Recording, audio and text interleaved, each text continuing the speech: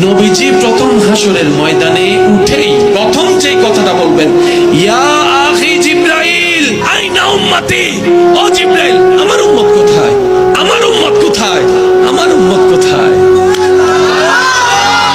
আমি মুস্তাফা আমার উম্মত ছাড়া জান্নাতে যাব না, জান্নাতে যাব না, জান্নাতে যাব না। আমার উম্মত লাগবে। প্রশ্নকারী হয়তো প্রশ্ন করবেন, আপনার উম্মত কার কথা বলছেন? আবু বকর সিদ্দিকের কথা, ওমর ফারুকের কথা, উসমান গনির কথা, মৌলা আলীর কথা, মা ফাতিমার কথা, হাসান ও হুসাইনের কথা। নবী হয়তো বলবেন না, ওনাদেরকে নিয়ে আমি চিন্তা করি না, আমি তো চিন্তা করছি আমার সেই গুনাহগার উম্মতদেরকে নিয়ে।